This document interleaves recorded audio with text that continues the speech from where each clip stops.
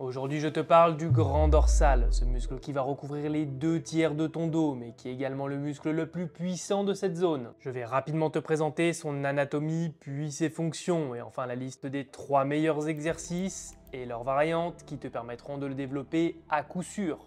Tu veux exploser tes perfs et ton physique, que je t'apprenne à ne plus subir ton lifestyle, mais à enfin avoir une pratique qui te fait kiffer. Clique sur le premier lien pour récupérer mon e-book gratuit qui t'apporte tout ce dont tu as besoin pour construire ton plan d'entraînement. Si tu te sens prêt à passer à l'action, clique sur le deuxième lien pour prendre rendez-vous sur mon Calendly. Bon, le dos, c'est un groupe musculaire complexe et incompris. C'est pourquoi j'ai décidé de découper cette vidéo en 3 parties et de ne te parler que du grand dorsal dans celle-ci. Je traiterai donc le trapèze et les rhomboïdes dans une seconde partie, puis l'arrière d'épaule, le petit et le grand rond dans une troisième partie. Le grand dorsal, c'est donc un muscle plat triangulaire, constitué d'un ensemble de faisceaux musculaires qui vont avoir une orientation différente en fonction de leur origine. Pour faciliter sa compréhension, on peut découper le grand dorsal en 3 parties. La zone iliaque, avec les fibres les plus verticales qui ont pour origine le tiers postérieur de la crête iliaque, le sacrum, les vertèbres lombaires L2 à L5 et le fascia thoracolombaire. La zone lombaire, avec des fibres semi-verticales qui ont pour origine les vertèbres T11 à L2 et le fascia thoracolombaire, et qui s'attachent également sur les 4 dernières côtes, de la 9e à la 12e côte. Et enfin, la zone thoracique, avec les fibres les plus horizontales du grand dorsal, qui ont pour origine les vertèbres T7 à T11, la partie inférieure de la scapula et le fascia thoracolombaire. Ces 3 faisceaux de fibres ont la même insertion sur le sillon intertuberculaire de l'humérus. Voilà,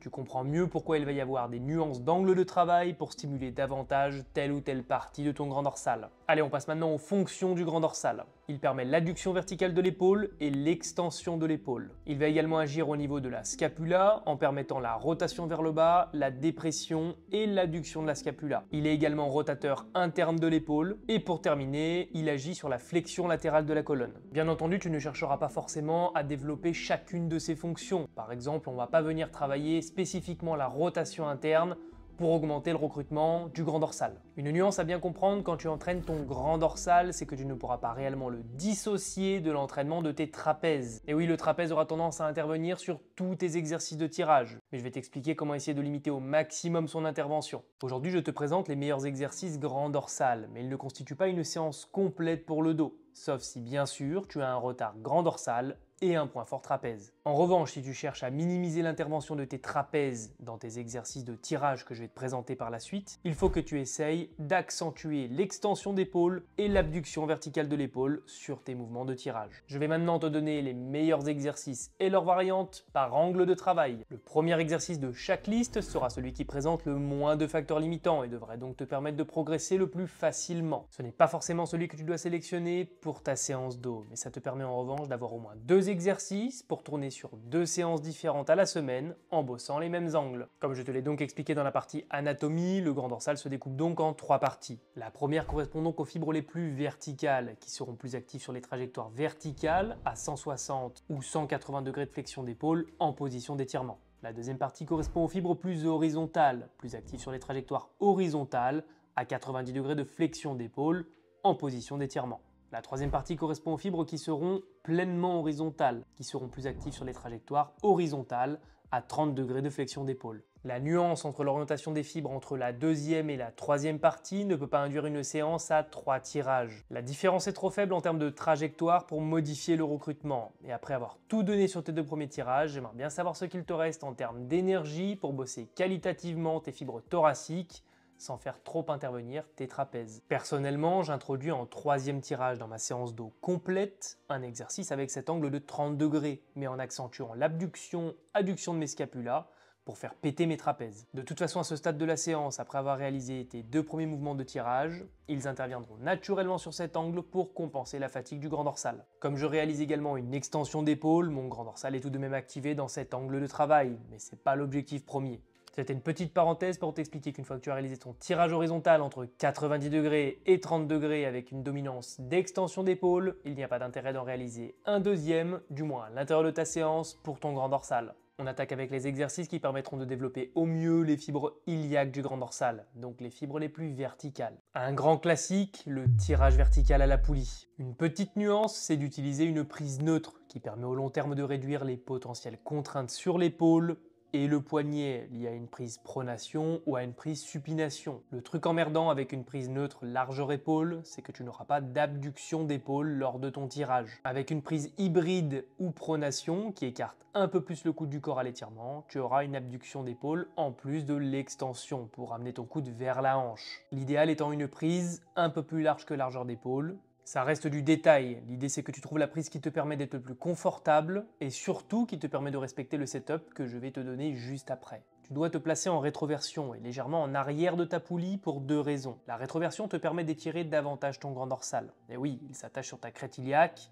donc sur ton bassin. Si tu enroules ton bassin, tu étires la partie basse de ton grand dorsal. Et le fait de te reculer par rapport à ta poulie va te permettre de conserver davantage de tension à l'étirement, ce qui sera bénéfique pour le développement de ton grand dorsal. En première variante, je te propose un basique, la traction. Elle est tout aussi intéressante que le tirage vertical, si ce n'est qu'elle est plus complexe. Il te sera effectivement plus difficile de suivre une trajectoire verticale, de conserver un bassin rétroversé et de garder le tronc légèrement en arrière à l'étirement. Le poids que tu vas utiliser pour te lester te demandera aussi un effort pour le tenir entre tes jambes. Pour finir, la modularité des prises et des hauteurs de barre de traction sont très variables en fonction des salles dans lesquelles tu t'entraînes. J'aurais également tendance à te conseiller une prise neutre, semi-supination ou semi-pronation pour limiter les contraintes articulaires. Tu n'as pas de barre multigrip à disposition, il existe des accessoires comme les poignées angle 90, bien qu'elles soient mobiles et ne permettant pas d'accrocher des sangles de tirage dessus, ou encore les poignées rigides Swisses, excuse mon anglais, mais je te mets le lien, comme ça c'est plus facile pour toi de les retrouver si tu veux les acheter. Et en troisième variante, on va retrouver le tirage haut Hammer Strength. Machine pas si commune, malheureusement souvent avec une prise supination, et la résistance induite par le levier la rend très difficile à l'étirement. Avec une prise neutre, elle serait plus intéressante, elle t'éviterait d'avantager ton biceps dans ton tirage par exemple. Je te conseille de la réaliser en unilatéral pour te positionner de sorte à ne pas taper dans les butées à l'étirement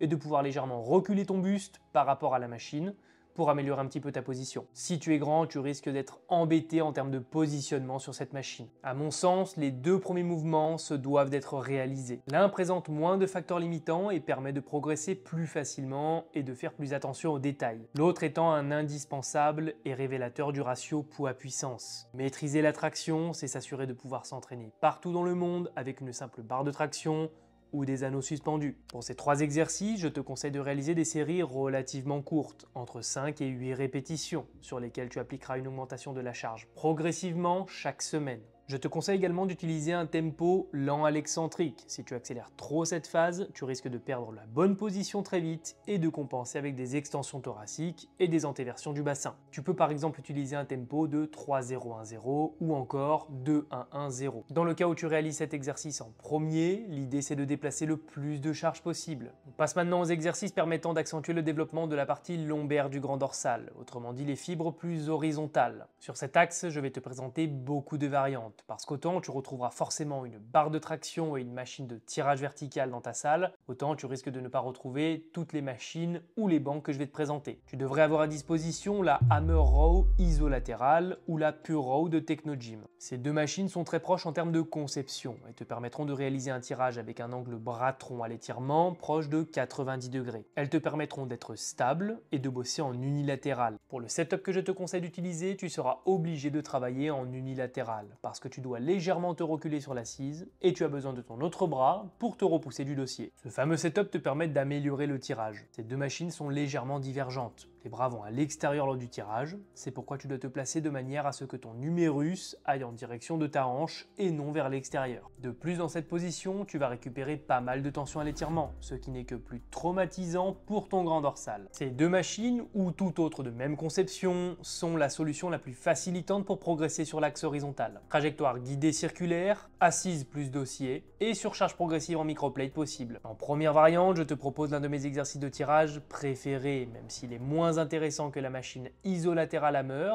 notamment parce qu'il oblige le travail en bilatéral. C'est le rowing planche. Il te permet d'être stable, tu as un repère d'amplitude pour standardiser tes répétitions, et une fois ton setup trouvé, c'est un super outil pour progresser sans risque. Je te conseille de le réaliser les deux pieds au sol, pour augmenter ta stabilité, et donc de surélever ta barre avec des plaques pour raquer et déraquer sans problème. La hauteur des sécurités étant très aléatoire en fonction des marques, et les bancs sont généralement non réglables. Pour éviter de trop taper dans tes trapèzes, veille à adopter une prise serrée, et de coller ton numérus à ton tronc lors de ton tirage. Ta trajectoire devra être légèrement circulaire pour te permettre de ramener ton coude vers ta hanche et d'éviter de trop fléchir ton coude. En deuxième variante, si tu n'as ni le rowing planche ni les machines de tirage horizontales, je vais te conseiller un setup avec une poulie et un banc. Ce setup te permettra de reproduire l'angle. En revanche, tu seras moins confortable. Sur cette variante, il est en effet plus difficile de se stabiliser à cause du placement des jambes et des pieds. Tu n'as rien contre quoi pousser sous tes pieds et tu peux vite glisser, voire même le banc s'il n'est pas calé. Tu vas aussi avoir tendance à devoir plus lutter contre les rotations de buste. Je ne te conseille pas forcément de prendre appui sur ton banc avec ton sternum, mais plutôt de te repousser avec le bras qui ne travaille pas. Après plusieurs tests, c'est la méthode qui m'a permis d'être le plus stable sur cette variante. On passe maintenant aux exercices permettant d'accentuer le recrutement des fibres thoraciques du grand dorsal. Sur cet angle, tu vas retrouver la low row isolatérale de Hammerstrange ou la pure low row de Technogym. Encore une fois, deux machines très proches en termes de conception. Sur ce style de machine, l'inclinaison va avoir tendance à mobiliser davantage tes trapèzes moyens et supérieurs. Je l'utilise d'ailleurs comme exercice pour mes trapèzes, mais je t'en parlerai plus en détail dans la vidéo dédiée à ce muscle. Si tu n'as que cette machine à disposition, je te conseille encore une fois de chercher à rapprocher ton coude de ta hanche et de reculer légèrement tes fesses sur le dossier pour rendre la trajectoire un peu moins verticale, donc moins dans l'axe des fibres de ton trapèze supérieur. En variante, je t'en propose une que tu pourrais même réaliser dans une salle de CrossFit. Il te faut juste un banc et des haltères. C'est le rowing sur banc 30 degrés aux haltères. Ça reste un bon exercice parce qu'il te permet d'être stable, de dissocier le travail gauche-droite, mais aussi d'obtenir un standard en touchant le banc avec tes haltères. Pour le setup, je te conseille d'utiliser un step ou un banc pour récupérer tes haltères en étant déjà en position. Ensuite, tu suis la même trajectoire que pour le rowing planche, l'idée étant toujours de garder l'humérus collé au corps et donc de viser la hanche avec ton coude. Pour tous les exercices présentés sur machine ou poulie, tu pourras appliquer une surcharge en microplate semaine après semaine. Utilise alors des séries comprises entre 10 et 15 répétitions. Ça te permet de faire varier ton temps d'effort par rapport au premier exercice. Nuance pour le rowing halter sur banc à 30 degrés. Je te conseille de viser des séries plus longues parce que tu ne pourras pas être progressif dans ta montée en charge. Vise une progression en répétition sur des séries de 15 à 20 reps sur plusieurs semaines avant de passer à la paire d'haltères supérieure. On passe maintenant aux exercices te permettant d'isoler ton grand dorsal, de l'étirer complètement et de récupérer une tension maximale à l'étirement ou à la contraction. J'ai nommé le pullover aux haltères ou à la poulie. Un exercice qui peut faire la différence si tu as un grand dorsal absent. Toujours très intéressant de rajouter des exercices d'isolation sur un muscle point faible. Si tu as des difficultés de recrutement, je te conseille de réaliser le pullover à la poulie haute avec un buste droit. L'idée de cette position, c'est de placer le grand dorsal dans une position de force. Ici, la tension est maximale au milieu du geste et moindre à l'étirement et à la contraction, ce qui te permettra d'améliorer ton ressenti et d'éviter de le mettre dans une position de faiblesse. Finir par un exercice de contraction peut être intéressant pour ajouter du volume pour isoler ton grand dorsal correctement. Si tu ne présentes pas de problème de recrutement, c'est-à-dire que tu n'as pas de souci pour ressentir ton grand dorsal sur une isolation comme le pullover, je te conseille de réaliser ton pullover à la poulie en penchant ton buste en avant, ce qui te permettra de récupérer de la tension à l'étirement. Attention à ne pas trop t'éloigner de ta poulie. Au plus tu seras en dessous, au plus tes bras seront perpendiculaires au câble, au plus tu auras de tension à l'étirement. Pour finir, si tu cherches vraiment à maximiser la tension à l'étirement, je te conseille la variante à l'haltère sur un banc. Attention si tu fais déjà du magic triceps. Les deux exercices sont très proches. Pense bien à espacer tes deux séances de plusieurs jours. Personnellement, je n'ai jamais fait d'isolation pour mon grand dorsal et je me sers du magic triceps en double usage pour mes triceps et mon grand dorsal. Sur ce genre d'exercice, je te conseille d'utiliser des temps d'effort assez longs pour éviter de te bousiller les épaules en utilisant des charges trop lourdes sur la variante aux haltères par exemple. Toujours pour la variante aux haltères, privilégie le setup avec une seule haltère. Ça rend le mouvement plus simple, ton épaule aura moins tendance à rentrer en rotation interne à l'étirement. Pour faciliter encore le mouvement du pullover, tu peux partir sur une variante à la machine. Tu seras plus stable que la variante aux haltères ou à la poulie, ce qui te permettra de pousser tes efforts plus loin avec moins de risques pour tes épaules. Pour ce qui est du choix du nombre de répétitions sur ces exercices, je te conseille déjà d'utiliser un tempo lent, comme un 3-1-1-0, voire 4-1-1-0, pour rester dans le contrôle absolu. Rajouter l'arrêt à l'étirement te permet aussi de gagner en mobilité et en stabilité au niveau de l'articulation de l'épaule, et de mieux accepter cette position au fur et à mesure. Ce qui peut grandement améliorer tes sensations, notamment sur tes tractions ou ton tirage vertical, une fois que ton bras est complètement vertical. Pour le nombre de répétitions, vu le tempo, il te sera difficile de dépasser une quinzaine de répétitions. Mais le temps d'effort sera déjà très long, donc entre 10 et 15 répétitions me semble être la bonne fourchette. Ça y est, Tu sais quel exercice réaliser et dans quel setup pour maximiser le développement de ton grand dorsal. Il te suffit de sélectionner une ou deux variantes que tu répéteras sur une ou deux séances à la semaine en fonction du volume et de la fréquence que tu veux obtenir. Tu veux exploser tes perfs et ton physique, que je t'apprenne à ne plus subir ton lifestyle, mais à enfin avoir une pratique qui te fait kiffer. Clique sur le premier lien pour récupérer mon e-book gratuit qui t'apporte tout ce dont tu as besoin pour construire ton plan d'entraînement. Tu te sens prêt à passer à l'action, clique sur le deuxième lien pour prendre rendez-vous sur mon Calendly. Je m'occuperai personnellement de ton bilan et de te mettre en place un plan d'action. N'oublie pas de t'abonner, de liker la vidéo et de la partager si elle t'a plu. Pense à me dire en commentaire quel muscle t'aimerais que je traite dans les prochaines vidéos. Sur ce, je te dis gros bisous et à très vite.